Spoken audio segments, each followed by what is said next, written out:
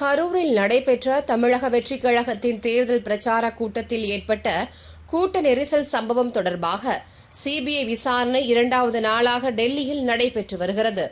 இந்நிலையில் இரண்டாவது நாளாக இன்று தமிழக வெற்றிக் கழகத்தின் நிர்வாகிகள் ஆதவ் அர்ஜுனா, ஆனந்த், நிர்மல்குமார் மற்றும் கரூர் மாவட்ட ஆட்சியர் தங்கவேல், காவல் கண்காணிப்பாளர் ஜோஷ் தங்கையா உள்ளிட்டோர் நேரில் விசாரணைக்கு ஆஜராகியுள்ளனர். நேற்றைய தினம் சுமார் 8 மணி நேரத்திற்கும் மேலாக விசாரணை நடைபெற்ற நிலையில் இன்று காலை 11 மணி முதல் விசாரணை தொடர்ந்து நடைபெற்று வருகிறது.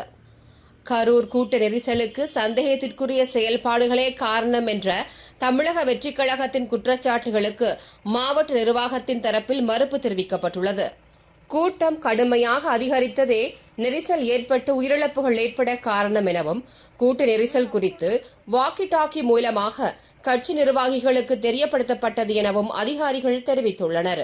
சட்ட ரீதியிலான நடவடிக்கைகள் மட்டுமே அரசு தரப்பில் இந்த விவகாரத்தில் எடுக்கப்பட்டதாகவும் அவர்கள் கூறியுள்ளனர். இந்த வழக்கை முதலில் தமிழக காவல்துறை விசாரித்து வந்த நிலையில் கடந்த அக்டோபர் மாதம் உச்சநீதிமன்றம் விசாரணையை சிபிஐக்கு மாற்றி உத்தரவிட்டது.